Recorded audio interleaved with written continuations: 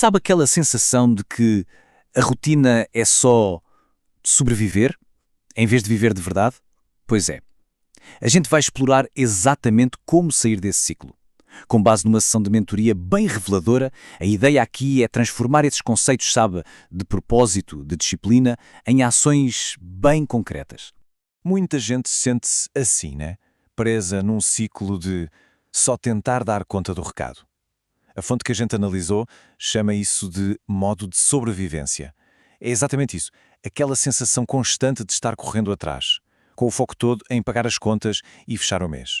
E esse sentimento ele aparece de várias formas, né? Coisas bem comuns, aliás. A procrastinação que bate, a falta de disciplina, de consistência, aquela dificuldade de criar um hábito novo, como acordar cedo ou começar a ler.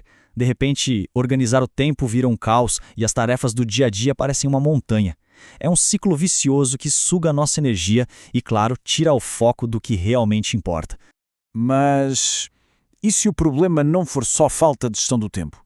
E se a solução for, na verdade, uma mudança total de perspectiva? Pois é aqui que a coisa fica interessante. Vamos a fundo nisso.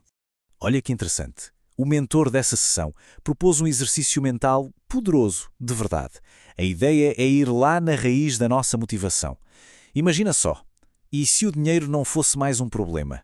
Nunca mais. Todas as contas pagas, tudo resolvido. O que uma pessoa faria com prazer, de graça, pelo resto da vida? Pois é, a resposta para essa pergunta é a missão de vida de cada um. É isso que revela um propósito que vai muito além da correria do dia a dia, da necessidade de grana. É o nosso porquê. Aquilo que alimenta a motivação de verdade, sabe? Uma coisa que o dinheiro não compra. Ok, então vamos definir melhor o que é essa tal de missão. É importante entender que existe uma diferença fundamental aqui. A missão de vida é uma coisa, e as nossas responsabilidades diárias são outra. Pensa assim, cuidar da família, por exemplo, é uma obrigação, é vital, é um pilar da nossa vida. Isso é focado para dentro.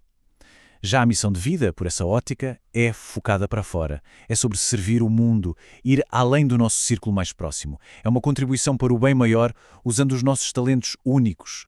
Então, o ponto central é este. Uma missão de verdade tem a ver com ajudar os outros.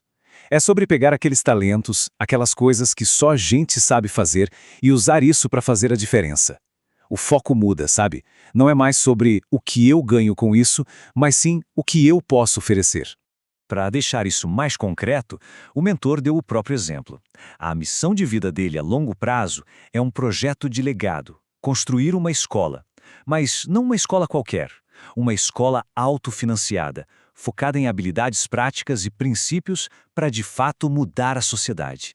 É um exemplo perfeito de como uma missão pode ser algo grandioso e super inspirador. Tá, tudo isso é muito bonito, né? Uma missão grandiosa. Mas e aí? Como é que a gente conecta isso com a realidade de uma terça-feira de manhã cheia de boletos para pagar? É uma ótima pergunta. E a resposta está na rotina. A chave é uma estrutura que a fonte chama de RIT, Rotina Inegociável de Transformação. O nome é forte, né? Mas a ideia é bem direta e muito poderosa. É o seguinte: as atividades mais importantes, aquelas alinhadas com a missão, são feitas primeiro, antes de qualquer outra coisa engolir o dia. E como se constrói essa RIT? Bom, são 4 passos.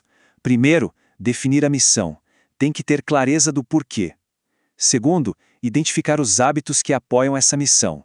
Terceiro, agendar, bloquear tempo para essas coisas inegociáveis. E quarto, executar com disciplina. Seguir o plano mesmo quando não dá vontade. E para isso, uma ferramenta se torna essencial. A agenda, sim, a boa e velha agenda. Ela se torna a ferramenta principal para transformar a intenção em ação de verdade.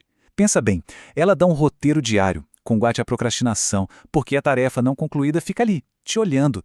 Ela dá um norte, uma direção clara.